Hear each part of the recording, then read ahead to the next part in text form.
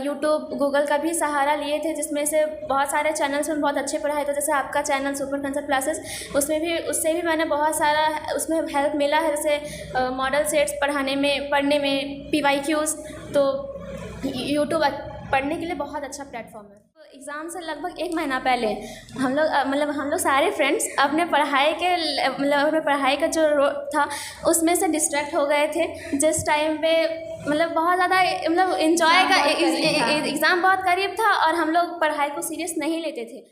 और जैसे science stream में क्या होता है ना, बहुत सारे बच्चे डरते हैं कि सर साइंस लेंगे होगा नहीं होगा, और विशेष करके वैसे स्टूडेंट डरते हैं जो पहले हिंदी मीडियम से थे और अचानक अब इंग्लिश मीडियम में आ गए हैं। तो क्या आप लोग का भी वैसा था? पहले आप लोग इंग्लिश मीडियम से ही थे या फिर पहले हिंदी मीडियम था फिर आप लोग इंग्लिश मीडियम में आए थे? तो आपका पहले हिंदी मीडियम था फिर अचानक इंग्लिश मीडियम में आए, तो उस टाइम का फीलिंग कैसा था? कैसा लग रहा था कि ऐसा नहीं लग रहा कि छोड़ देंगे, कुछ होगा नहीं, ऐसा कुछ? UPSC करना है तो आज जैसे अभी साइंस स्ट्रीम में आप लोग हैं, तो आगे आप लोग क्या करिएगा? आर्ट्स लीजिएगा या फिर साइंस से रहने दीजिएगा? कि सो गए तो फिर उन ख्वाबों का क्या होगा, सो गए तो फिर उन ख्वाबों का क्या होगा, जो दुनिया को देने हैं उन जवाबों का क्या होगा।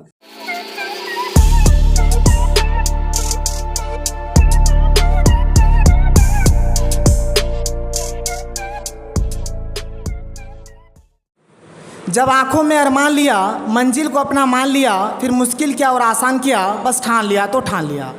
आप सभी का सुपर कंसेप्ट क्लासेस में स्वागत है। और आज हम लोग आए हुए हैं क्लास 12 साइंस के धनबाद के 3rd डिस्ट्रिक्ट टॉपर शीतल की यहाँ। शीतल जिस कोचिंग से पढ़ाई करती थी, मैंने भी उसी कोचिंग से पढ़ाई किया था, तो हम लोग यहाँ पर जानेंगे कि शीतल किस प्रकार से स्टडी करती थी, इनका जो भी कंप्लीट स्ट्रेटजी है यहाँ पर हम लोग जानेंगे। और साथ ही साथ हम लोग यहाँ पर और एक स्टूडेंट से बात करेंगे जिनका नाम लक्ष्मी है, जो कि RS मोड़ की टॉपर है।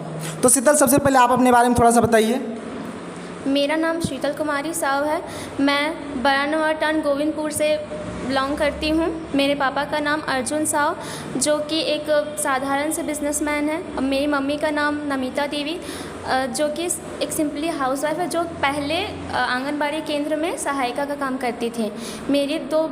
हम लोग 3 बहन हैं, जिसमें मैं छोटी हूँ। मैंने रिसेंटली में ही 12th पास आउट किया, जिसमें मैंने 462 अंक हासिल कर धनबाद जिला में 3rd रैंक प्राप्त किया। मैं अपनी सफलता का श्रेय अपने माता पिता, बड़ी बहन और अपने सभी टीचर्स को देना चाहती हूँ। बहुत बहुत बधाई शीतल कि आपने पूरे धनबाद में 3rd रैंक हासिल किया। लक्ष्मी, आप अपने बारे में थोड़ा सा बताइए। जी, मेरा नाम लक्ष्मी कुमारी है। मेरे पिताजी का नाम श्री संजय शर्मा है, जो कि एक कंपनी में वर्कर का काम करते हैं। और मेरी माँ का नाम है रूपा रानी शर्मा, जो कि एक हाउसवाइफ है। मेरे पापा के 3 बच्चे हैं, एक मेरा भाई, 2 बहन हूँ मैं। बहनों में सबसे बड़ी मैं ही हूँ। और इस बार के जो 12वीं के बोर्ड में मेरा जो अंक आया है वो है 441 नंबर, और मैं RS मोड़ टॉपर हूँ। और मैं इसका श्रेय अपने माता पिता को देना चाहती हूँ, मेरे बड़े भैया को देना चाहती हूँ। मेरी बहन भी इसमें इसका भी श्रेय जाता है, और मेरे शिक्षकों को देना चाहती हूँ। तो बहुत बहुत बधाई लक्ष्मी आपको भी। तो आप बताइए, जैसे कि आप लोगों का जब रिजल्ट आया था तो क्या आप लोगों को कुछ डर टाइप का लग रहा है, कैसा रिजल्ट होगा कैसा नहीं? जिस टाइम मेरा रिज़ल्ट आया था उस टाइम मैं CUET का एग्ज़ाम दे रही थी। हाँ, तो जैसे ही एग्ज़ाम हॉल से बाहर निकले तो पापा को पहले ही प्रिंसिपल सर, +2 हाई स्कूल के principal sir Dinesh sir call करके बता चुके थे कि आपकी बेटी का डिस्ट्रिक्ट में 3rd रैंक आया है। तो जैसे ही मैंने सुना कि 3rd रैंक, तो पहले तो बहुत खुशी महसूस हुई। उसके बाद फिर सभी रिश्तेदार और टीचर्स, फ्रेंड्स का कॉल आया कॉन्ग्रेचुलेशंस बोलने के लिए। तो फीलिंग बहुत प्राउड वाला था ना? यस सर, बहुत अच्छा लगा था। लक्ष्मी, आप बताइए। जी, मुझे तो पता नहीं था कि मैं टॉपर हूँ। एक्चुअली में मेरा CUET का एग्ज़ाम ख़त्म हो चुका था, और उसके जिस दिन इनका एग्ज़ाम था उसी दिन आया था रिज़ल्ट। तो मुझे उस समय पता नहीं था कि मेरा क्या टॉपर है, मैं कॉलेज की हूँ या नहीं हूँ, सिर्फ मार्क्स पता था। तो उसी में मेरे परिवार वालों ने मुझे प्राउड फील कराया और बोला कि अच्छा मार्क्स है। और फिर नेक्स्ट डे फिर मेरे जो फिजिक्स के टीचर है वो मुझे सुबह कॉल करते हैं, बोलते कि आप RS मोड़ के टॉपर है। फिर मैंने न्यूज़पेपर में भी देखा कि हाँ, कॉलेज में टॉपर आई हूँ। तो उस समय अच्छा फील हुआ, घर वालों ने भी सब मुझे बहुत प्रशंसा की। टीचर्स लोग से भी मैंने बात किया तो वो लोग, उन लोगों ने भी अच्छा बोला। बस यही ठीक था। और सब फिर घर वालों ने मिठाई भी सब लाया, मुझे सबका मुंह मीठा किया। तो बस यही था। और आगे और भी बहुत कुछ करना है। जैसे आगे आप क्या करना चाहते हैं, मतलब बनना क्या चाहते हैं आगे? एक्चुअली में हम लोग दोनों का एक ही ड्रीम है। यूपीएससी को एपीएससी का टारगेट किया है हम लोगों ने। और उसमें जो भी आए, पहला आईपीएस आए तो ठीक है, उसके बाद फिर आईएएस का प्रिपरेशन भी करना है। पर पहला टारगेट ये है कि आईएएस ही बनना चाहेंगे हम लोग। तो अब प्रिपरेशन स्टार्ट करेंगे कुछ दिनों में। मतलब आप दोनों को मतलब यूपीएससी करना है? तो मतलब आज जैसे अभी साइंस स्ट्रीम में आप लोग हैं, तो आगे आप लोग क्या करिएगा, आर्ट्स लीजिएगा या फिर मतलब साइंस से रहने दीजिएगा? हम लोगों ने डिसाइड किया कि हम लोग फिजिक्स ऑनर्स ही लेंगे।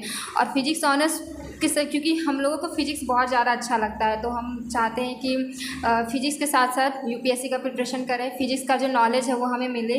और क्योंकि ज़रूरी नहीं कि आर्ट्स लेके ही यूपीएससी का प्रिपरेशन कर सकें, साइंस का भी स्ट्रीम लेके कर सकते हैं हम लोग। तो बस वही क्योंकि हम लोगों के पास बहुत सारे ऐसे लोग हैं जिन्होंने साइंस स्ट्रीम लेकर भी टॉप किया है यूपीएससी का। तो इसीलिए यही सोच के हम लोगों ने फिजिक्स ऑनर्स लिया और यूपीएससी को भी टारगेट किया। बिल्कुल बिल्कुल, भगवान करे कि आप लोगों का जो सपना है बहुत ही जल्द पूरा हो जाए। देखिए एक्चुअल में जो होता है ना, जैसे आप लोगों ने बोला फिजिक्स आप लोग लीजिएगा ऑनर्स में, मैंने बहुत हद तक देखा कि फिजिक्स तो ना थोड़ा बच्चे को टफ लगते हैं। मतलब उनको, जैसे मुझे भी फिजिक्स थोड़ा टफ लगता है, रियल बोलो तो मुझे मैथ बहुत अच्छा लगता है, केमिस्ट्री भी बहुत अच्छा लगता है, लेकिन मुझे भी फिजिक्स थोड़ा टफ लगता है। तो बताएंगे कि मतलब आप लोग तैयारी किस प्रकार से करते थे, मतलब कंप्लीट बताइए जैसे हर एक सब्जेक्ट का। और जैसे साइंस स्ट्रीम में क्या होता है ना, बहुत सारे बच्चे डरते हैं कि सर साइंस लेंगे होगा नहीं होगा, और विशेष करके वैसे स्टूडेंट्स डरते हैं जो पहले हिंदी मीडियम से थे और अचानक अब इंग्लिश मीडियम में आ गए हैं। तो क्या आप लोग का भी वैसा था पहले, मतलब आप लोग इंग्लिश मीडियम से ही थे या फिर पहले हिंदी मीडियम था फिर आप लोग इंग्लिश मीडियम में आए थे? एक्चुअली मैंने और इसने एक ही स्कूल से पढ़ाई किया। 10th हम लोग का हाई स्कूल है, एक ही स्कूल में हुआ था, प्रोजेक्ट गर्ल हाई स्कूल। पर मेरा जो मीडियम था वो इंग्लिश ही था। और मेरा 1 to 10 मेरा हिंदी मीडियम रहा और अचानक 11th में मेरा इंग्लिश मीडियम आ गया। शुरू में बहुत ज़्यादा प्रॉब्लम फेस करना पड़ा था। उसके बाद 11 तो उतना खास बीता नहीं था। फिर 12th में अच्छे गाइडलाइंस वाले टीचर्स मिले। सर लोग बहुत अच्छा से पढ़ाते, बहुत अच्छे से समझाते, जिससे अब लगता है कि ग्रेजुएशन में फिजिक्स ऑनर्स कर लेंगे। इतना सर के पढ़ाने के बाद इतना भरोसा खुद पे आ गया है। मतलब आपका पहले हिंदी मीडियम था, फिर अचानक इंग्लिश मीडियम आए, तो उस टाइम का मतलब फीलिंग कैसा था, कैसा लग रहा था? कि ऐसा नहीं लग रहा कि छोड़ देंगे, कुछ होगा नहीं, ऐसा कुछ? फर्स्ट क्लास जिस टाइम साइंस लेके, पहले तो 10th के बाद मैंने आर्ट्स लिया था। 2 महीना कोचिंग भी करने के बाद उस टाइम पे कॉन्स्टिट्यूशंस के सारे आर्टिकल्स भी कंप्लीट हो गए थे। 35 आर्टिकल तक मेरा कंप्लीट हो गया था। उसके बाद अचानक साइंस में कन्वर्ट हुए। उसके बाद जिस दिन मेरा साइंस का पहला क्लास था, उस दिन लग रहा था कि मतलब थोड़ा अचानक इंग्लिश मीडियम, मतलब कुछ समझ नहीं आ रहा था क्या पढ़ाया जा रहा है क्या नहीं, मतलब बाउंस जा रहा है। हाँ, अचानक इंग्लिश मीडियम में कन्वर्ट होने में बहुत ज़्यादा प्रॉब्लम तो हुआ था, लेकिन फिर भी उसको मैनेज करके अपने टारगेट को अचीव करने के लिए मेहनत किए, जिसका फल आज हम लोग को मिला। आप लोग देख सकते हैं जैसे बहुत सारे स्टूडेंट्स बोलते हैं कि सर हम लोग तो हिंदी मीडियम से थे, अचानक इंग्लिश में आ गए हैं, कैसे होगा क्या होगा। आप लोग देख सकते हैं शीतल जो है 1 से लेकर क्लास 10 तक पूरा का पूरी हिंदी मीडियम से ही था। उसके बाद अचानक इन्होंने इंग्लिश मीडियम लिया, और जैसे कि इन्होंने कहा कि इन्होंने करीबन 2-2.5 महीना तक मतलब आर्ट्स का भी क्लासेस किया था, फिर इंग्लिश लिया। देखिए शुरू में दिक्कत होता है, तो भाई दिक्कत तो हर एक चीज़ में, किस में दिक्कत नहीं है, जो भी चीज़ करिएगा दिक्कत होता ही है। तो फिर बस आपका जो टारगेट है, आपका जो लक्ष्य है, उस पर लगे रहना है। इस कदर आपको करना है कि भाई जो आपका टारगेट है बस हो जाए। शीतल आप बताइए कि आपका टाइम टेबल किस प्रकार से था, आप लोग पढ़ाई किस प्रकार से करते थे? मेरा शुरू से ही मेरा आदत है, लगभग क्लास 9 से ही मेरा आदत था कि सुबह 4 बजे उठ के पढ़ाई करना था। तो सुबह 4 बजे उठ के मैं कम से कम 6 बजे तक पढ़ाई करती। तो उसके बाद कुछ भी ट्यूशन स्कूल कुछ भी रहता था तो उसको भी टाइम पे अटेंड करती थी। उसके बाद स्कूल या फिर ट्यूशन से आने के बाद फिर अपना रेडी होके खाना खा के फिर थोड़ी देर आराम करके फिर अपना पढ़ाई पर लग जाती थी। फिर शाम को थोड़ी देर रेस्ट लेती थी। फिर शाम को 5 बजे से स्टार्ट करते 9 बजे तक सो जाते, खा पी के सो जाती थी, क्योंकि नींद भी पढ़ाई के साथ साथ नींद भी ज़रूरी है। क्यों उसमें बहुत ज़्यादा प्रॉब्लम आया था बीच में, फिर भी सबको मैनेज करते हुए पढ़ाई करना पड़ा। मोटा मोटी क्या घंटा पढ़ते थे? कम से कम 6 से 7 घंटा हो जाता है कुछ। सर मेरा क्या था कि मैं सुबह, क्योंकि मेरे सुबह का टाइमिंग नहीं रहता था, सुबह मेरा ट्यूशन रहता था, इसीलिए सुबह जल्दी उठने के बाद भी ट्यूशन के लिए तैयार होना पड़ता था, इसलिए सुबह पढ़ नहीं पाती थी। तो मेरा जो भी प्रिपरेशन होता था वो रात को ही होता था। रात को ही करीब 3-4 बजे तक मैं पढ़ती थी। तो रेस्ट भी बीच बीच में लेना ज़रूरी है, क्योंकि मैं ऐसा करती थी कि 1 घंटा अगर मैं पढ़ाई कर रही हूँ तो बीच में उसका 10 मिनट रेस्ट लेना ही लेना है, क्योंकि अपने दिमाग को भी थोड़ा सा आराम देना पड़ता ही है, तो वो ज़रूरी है। और फिर मेरा टाइमिंग रहता था कि मेरा जो भी गोल रहता था वो मैं फिक्स कर लेती थी कि इस दिन ये करना है मुझे कंप्लीट करना ही, चाहे उसके लिए कितना भी टाइम लगे। लेकिन हाँ, उसके साथ साथ आराम भी ज़रूरी है, तो इसीलिए दोपहर के समय 1 आवर मैं सोती ही थी और उसके बाद फिर पढ़ना स्टार्ट कर देती थी। सुबह जैसे कि मैंने बताया कि मैं 3-4 बजे तक पढ़ती थी सुबह, उसके बाद फिर मेरा 9 बजे ट्यूशन रहता था, तो इसीलिए सो जाती थी और 8 बजे उठती थी। उसके बाद फिर तैयारी करके फिर 9 बजे ट्यूशन चल जाती थी। और यहाँ से करीब 2 बजे तक हम लोग का लीव होता था ट्यूशन।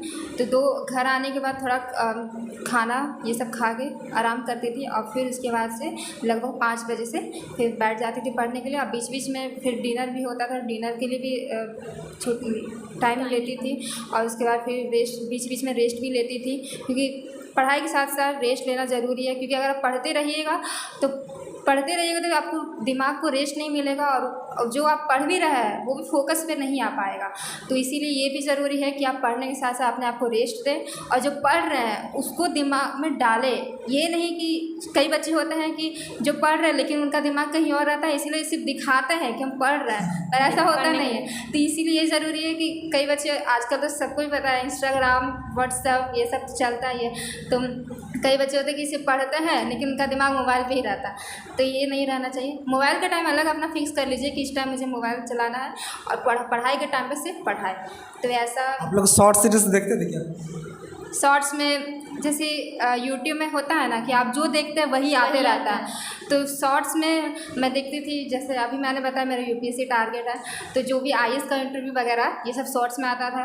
कभी कभी आ भी जाता था, कभी वेस्टलेस चीज़ भी आ जाता था, यूजलेस भी आ जाता था, पर वो भी देख लेती थी कभी कभी। मतलब अब इंटरटेनमेंट भी ज़रूरी ही होता है, तो वो नहीं, लेकिन हाँ ये कम मात्रा में देखते थे वो सब चीज़। इंटरटेनमेंट मतलब ये नहीं कि आप देखते ही रहिए, ऐसा ज़रूरी नहीं है। मतलब थोड़ा बहुत चलता है लेकिन ज़्यादा नहीं। ये जैसे कि देखिए, दोनों ने कहा, शीतल ने, लक्ष्मी ने, देखिए जो पढ़ाई होता है ना, पढ़ाई का एक टारगेट फिक्स होना चाहिए, पर डे का एक टारगेट होना चाहिए कि नहीं भाई मुझे इतना करना है, मतलब कर लेना है, इतना करिए उसके बाद ही कुछ करिए। और हाँ, एक बात देखिए, 2 बात यहाँ पर ये है। देखिए पहला बात क्या है कि अभी के टाइम के जो भी मतलब स्टूडेंट्स होते हैं ना, शॉर्ट्स और रील्स इस कदर देखते हैं ना कि जब तक उनका डेटा खत्म नहीं होता है तब तक शॉर्ट्स रील्स थमता नहीं है। और भाई बात ये भी सही है, हो सके कभी कभार मैं भी वैसा देख लेता हूँ कि एक अलग टाइप का मज़ा आता है, कब टाइम पार हो जाता है पता नहीं चलता। लेकिन ये सब चीज़ से आप लोगों को बचना है।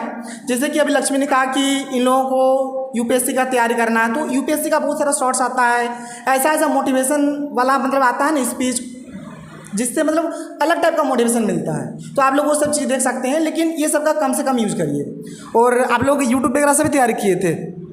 हाँ, यूट्यूब से भी मतलब जिस दिन क्लास मिस हो जाता था तो सर बोलते थे कि एक्स्ट्रा क्लास देंगे, और सर बताते भी पढ़ाते भी थे।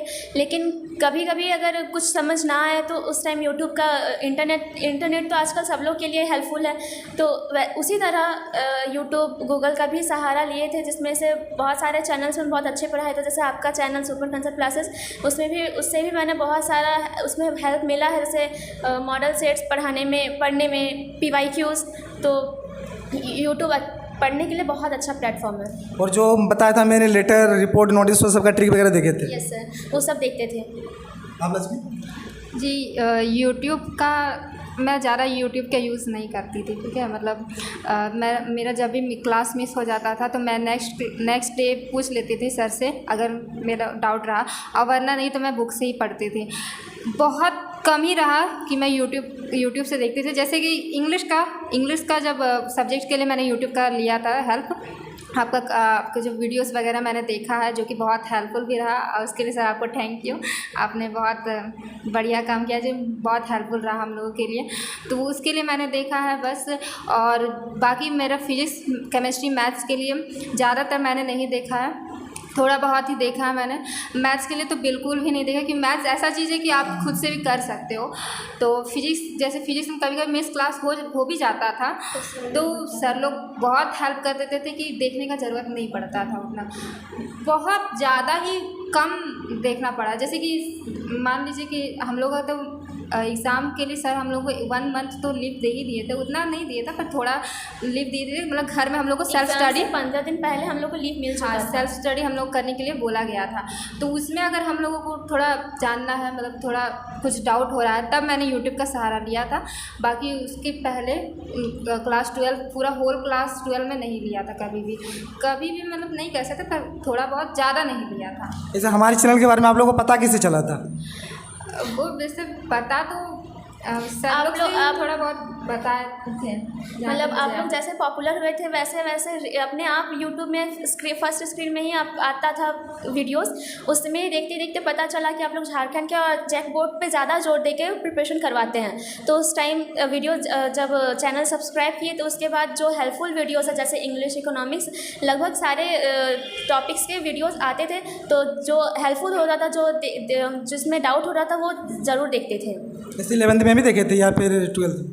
11 में भी देखे थे। उस टाइम उतना पता नहीं था कि मतलब ये प्लेटफॉर्म बहुत अच्छा है। 12 में आते आते बहुत मतलब लगभग वीडियो देखे थे। ऐसा आप लोगों का कभी हुआ कि पढ़ने में मन नहीं लगता या फिर कुछ डिस्ट्रैक्शन टाइप का?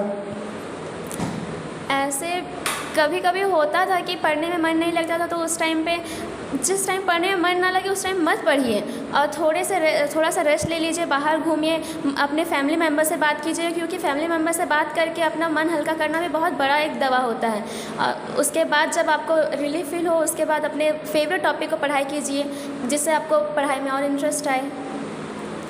सर मैं समझती हूँ कि जब आपको पढ़ाई में थोड़ा सा मन ना लगे तो आप क्या करें कि मोबाइल तो बिल्कुल मत छूना, क्योंकि मोबाइल से और आपको डिस्ट्रैक्शन होगा, तो वो तो बिल्कुल भी मत छूना। आप क्या कर सकते हैं कि आप अपने फैमिली मेम्बर से बात करें। अगर उसमें भी थोड़ा बहुत ये लग रहा है कि कई फैमिली मेम्बर्स होते हैं कि ऐसा थोड़ी ना होता, पढ़ाई में मन नहीं लगता है, पढ़ाई करो ऐसे कर बोलते हैं। पर अगर वैसा कर रहे फैमिली मेम्बर्स, क्योंकि मेरे फैमिली मेम्बर्स बहुत सपोर्टिव है, तो बहुत कोई फैमिली मेम्बर्स होते हैं ऐसा, तो अगर ऐसा कर रहे तो आप अपने फ्रेंड्स से बात करें, क्योंकि फ्रेंड्स जो होते हैं कई फ्रेंड्स बहुत पॉइजन टाइप भी होता है, पर कई फ्रेंड्स स्वीट भी होते हैं।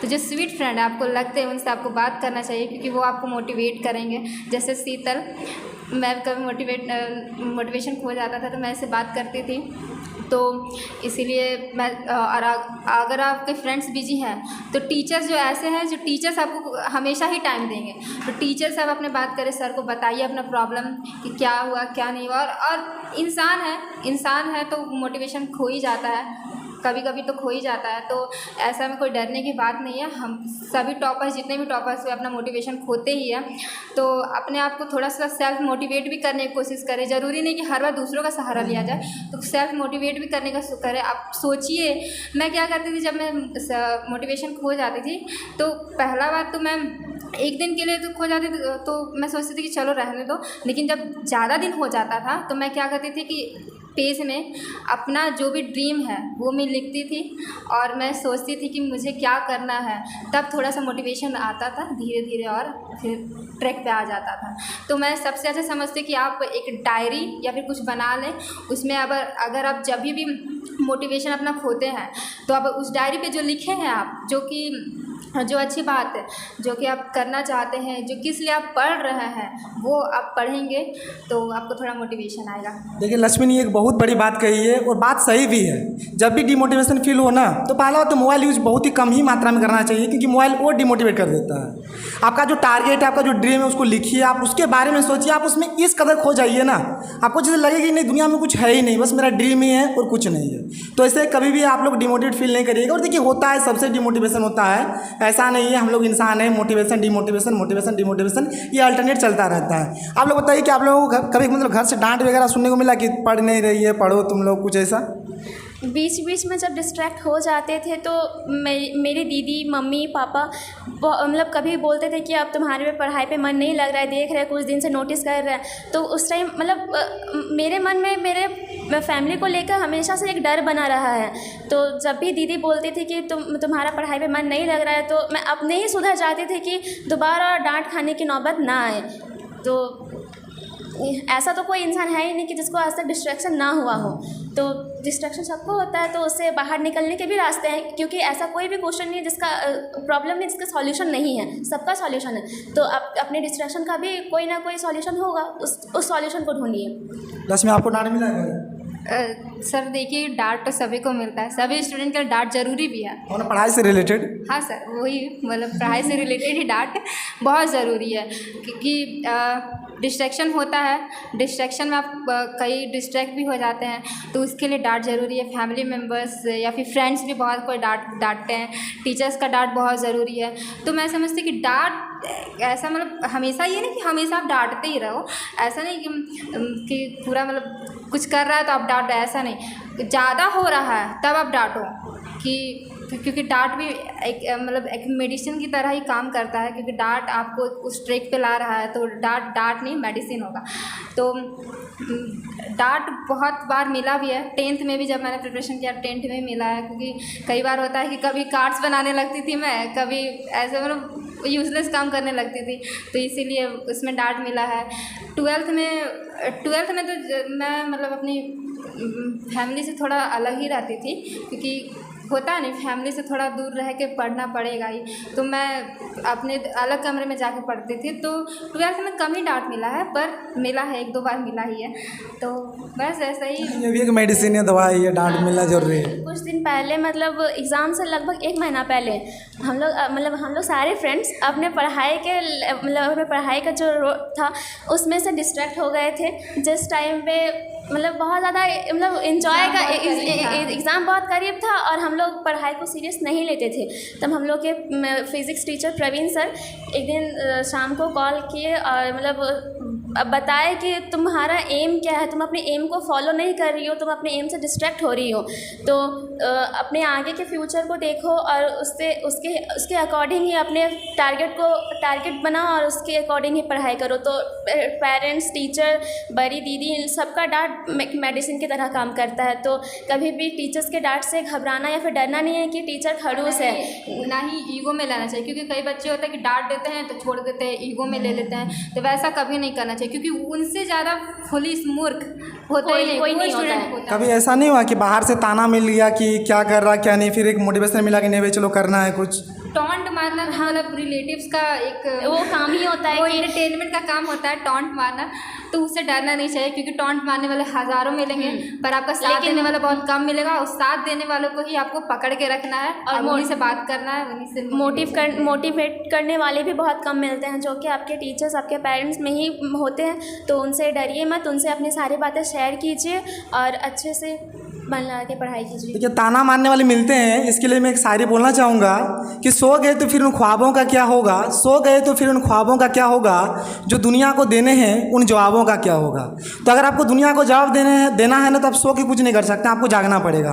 बस लास्ट क्वेश्चन बताइए कि अभी जो अगला साल 2024 में जो एग्ज़ाम देने वाले हैं बच्चे, उनके लिए आप लोग क्या कहना चाहेंगे, किस प्रकार से उन लोग तैयारी करें, या फिर कुछ बताइए कि जिससे उन लोग का रिजल्ट अच्छा हो। जो मेरे जूनियर्स हैं उन लोग से मैं यही कहना चाहूँगी कि अच्छे से मन लगा के पढ़ाई कीजिए और अपने पेरेंट्स, अपने टीचर्स का सपोर्ट के साथ मन लगा के पढ़ाई कीजिए और अपने टारगेट को अचीव कीजिए, क्योंकि आपको पता रहे कि मेरा गोल क्या है। आपको उस टाइम पे आपको पढ़ने का एक अलग ही जुनून मिल जाएगा कि मुझे ये करना है, उसके लिए ये मेरा जो 12th है, 10th है, ये सब मेरा एक सीढ़ी है मेरे मंजिल में पहुंचने के लिए। तो अपने मंजिल को, अपने टारगेट को गोल कीजिए और उसके अकॉर्डिंग मेहनत करके पढ़ाई कीजिए। रिवीजन के बारे में थोड़ा बताइएगा कि रिवीजन कैसे करना चाहिए, या फिर आप लोग किस प्रकार से करते थे? ट्वेल्थ साइंस का सिलेबस बहुत ही ज़्यादा बड़ा होता है, जो कि एग्ज़ाम तक पूरा कंप्लीट करके 2-3 बार रिवीजन करना पॉसिबल नहीं होता है। तो कम से कम हम लोग का सिलेबस एग्ज़ाम से 15-20 दिन पहले तक कंप्लीट हो चुका था। सारे टीचर्स ने बहुत अच्छे से मेहनत की, पढ़ के पढ़ाया था। कुछ टॉपिक्स कंप्लीट नहीं हो पाए थे, लेकिन हम लोग के टीचर्स शाम को ऑनलाइन क्लास दे करके उस टाइम पे सर अपने फ़ी को प्रायोरिटी ना देकर हम लोग के फ्यूचर के बारे में सोचकर अच्छा से टाइम देकर पढ़ाए थे, जिससे हमारा सिलेबस टाइम पे कंप्लीट हुआ और हमें ट्यूशन से 15 दिन पहले लीव मिल चुका था रिवीजन करने के लिए। तो उस टाइम आप लोगों के लिए सबसे बेस्ट कुछ नया ना पढ़ के जो पढ़े उसी को रिवीजन करना है। और मैथ्स के लिए NCERT सबसे बेस्ट होता है, NCERT फॉलो कीजिए और जो आपने पूरा साल पढ़ा है बस उन एग्ज़ाम से 15 से 20 दिन पहले उन्हीं को रिवीजन कीजिए, रिवाइज़ कीजिए। आप बताइए। तो सर मैं उनसे बस यही कहना चाहूँगी, जो मेरे प्यारे लिटिल जूनियर्स हैं उनसे बस यही कहना चाहूँगी कि मोटिवेशन डिमोटिवेशन आपके पाथ में, आपके लाइफ में आते रहेंगे, तो उनसे घबराना नहीं है। आपको जो अपना गोल है उसको बस अचीव करना है, बस उसी पे ध्यान दें। और जो आपके क्योंकि बहुत बच्चे होते हैं कि बहुत जल्दी अपना रास्ता खो जाते हैं और बहुत जल्दी अपना मोटिवेशन खो जाते हैं। वो सोचने लगते हैं कि अब मैं क्या करूँगा, क्या करूँगी। तो बस उनको यही कहना चाहूँगी कि इतना जल्दी हार मत मानो, क्योंकि ये एक ही टाइम होता है, लाइफ भी एक ही आपको मिली है, तो उसमें आप कुछ कर दिखाओ जो कि आपके जो आपके जानने वाले हैं, जो आपके परिवार हो, आप पे प्राउड फील करें। तो उस प्राउड को फील कराने के लिए बस आप मेहनत करते रहें।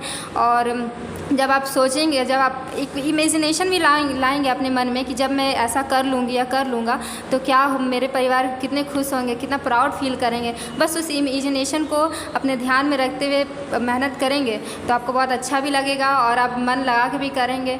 तो मैं अपनी स्ट्रेटजी तो देखिए खुद का होता है, ज़रूरी नहीं कि आप टॉपर्स का स्ट्रेटजी पे ही काम करें। सबका माइंड एक तरह का नहीं होता है, कोई मतलब जल्दी सीख जाते हैं, कोई लेट से। हाँ, तो आप ऐसा कर सकते हैं, आप अपना स्ट्रेटजी बनाएं ताकि फिर आप टॉपर बने तो आप उनको बताएंगे अपना स्ट्रेटजी। तो ज़रूरी नहीं कि टॉपर का स्ट्रेटजी पे आप अपना ध्यान देते रहें। आपको जो अच्छा लगता है, आप जिस कंफर्ट पे आप अपना अचीव कर पाएंगे गोल, वैसा आप करें। ये नहीं कि हम लोग जो बताएं उसी पे करें। आपको जो अच्छा लगता है, आप जैसा आप कर पाएंगे उस पे करें।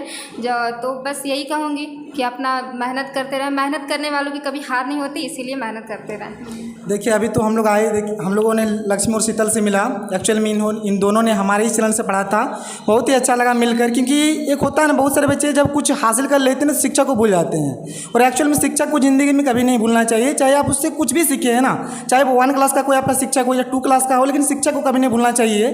और देखिए ये दोनों जिस कोचिंग से मतलब अभी टॉप किए हैं, वही कोचिंग से मैंने भी पढ़ाई किया था। विद्यापीठ नाम है, गोविंदपुर में है। और आप लोग देख सकते हैं इन लोगों को यहाँ से प्राइज़ भी दिया गया है, आप लोग देख लीजिए। तो बहुत ही अच्छा लगा, सर से मिले हम लोग भी और इन दोनों से बातचीत करके तो और बहुत ही अच्छा लगा कि मतलब इन लोगों ने खुद कहा कि सर आपके ही चैनल से पढ़े थे, तो एक अलग टाइप का फीलिंग आता है। तो बस आप लोग भी कभी भी मतलब कुछ भी ज़िंदगी में हासिल करते हैं, शिक्षा को कभी नहीं भूलिएगा। तो चलिए आप लोग भी तैयारी करिए, अच्छे तरीके से पढ़ाई करिए। तो मिलते हैं अगले वीडियो में। थैंक यू, जय हिंद।